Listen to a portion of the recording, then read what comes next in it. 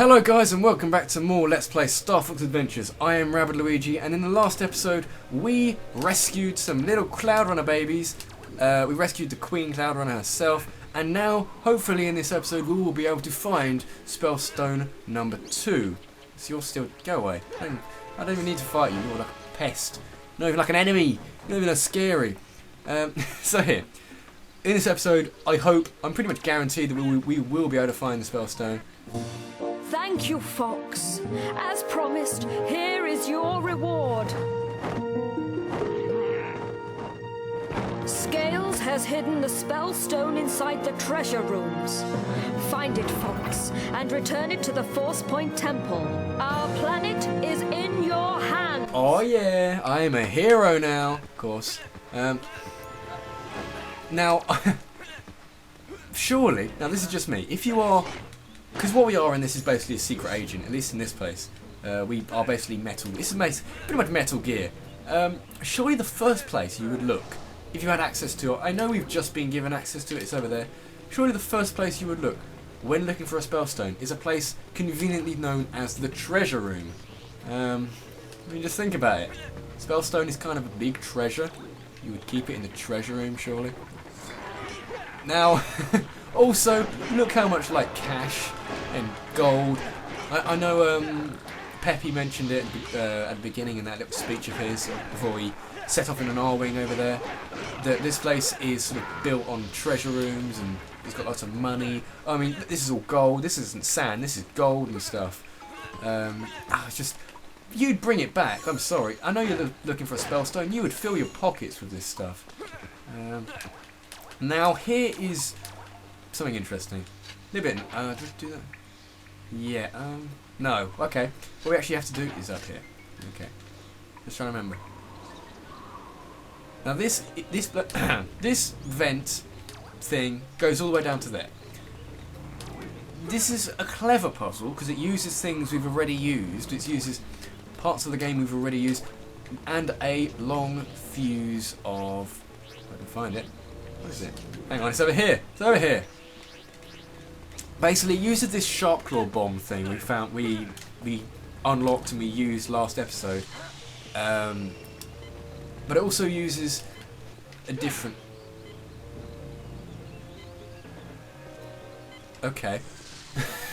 Hang on, I'm just gonna do this. I'm just gonna do that again because that didn't go well.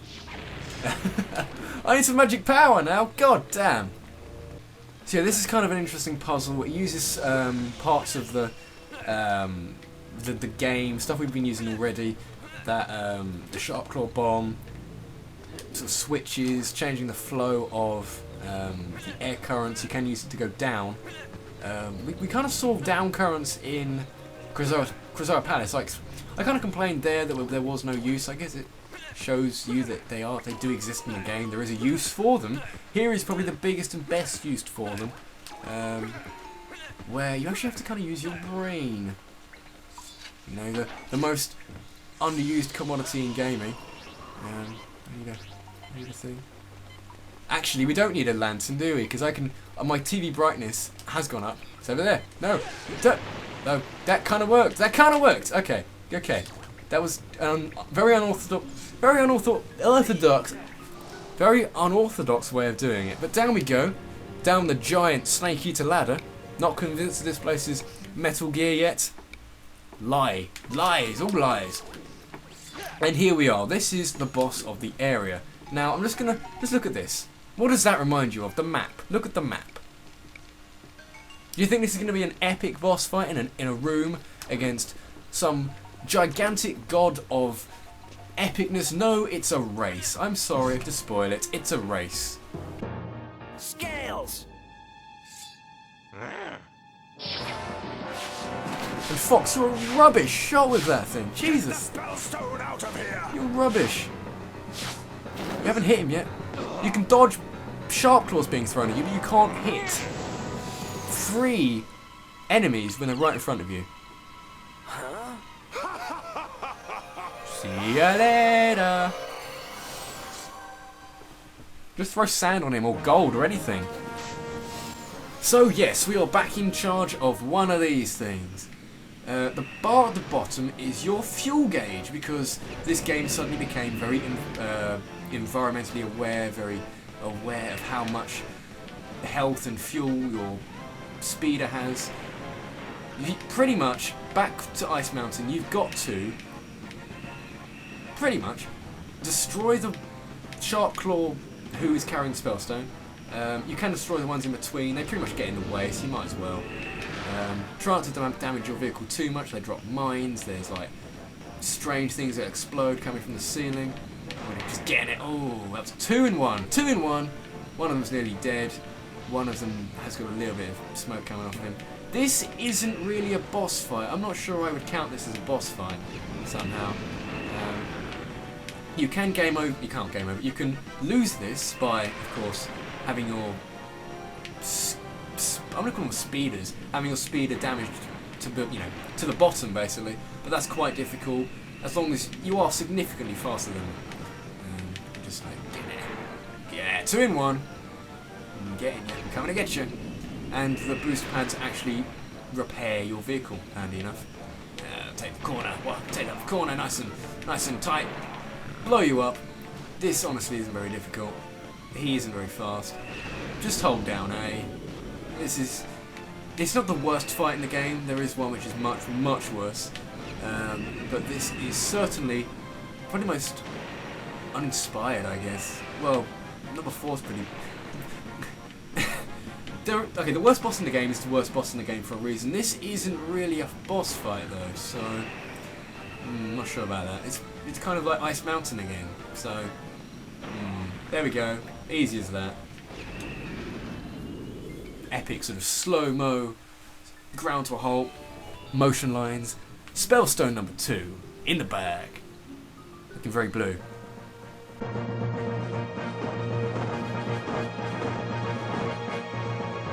Well done, Fox. You now have the second Spellstone. And with scales gone, my tribe can now start to rebuild their lives. I am forever grateful. Don't forget, as soon as you get back to the surface, you need to find the Ocean Force Point Temple. We even get a Guard of Honor. Oh yes. Oh yes, we get a Guard of Honor. So is Tricky in the bottom? Is that just me? Can you see him in the bottom? Is that him sort of clipping through the bottom, or is he not just tight? Oh, I don't know, I'm confused. Has Tricky been in there the whole time, or is it just reusing animations and loops that, I don't know. That's confused me. I haven't thought about that much, but I guess. Whatever.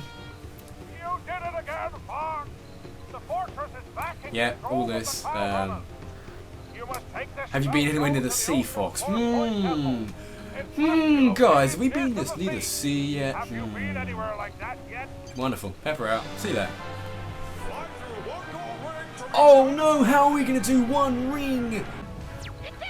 Yeah, frankly, that was kind of terrible. I got 1,260. I even consciously stopped commentating because I was going to cut it anyway. I consciously stopped commentating so I could see if I could beat the high score.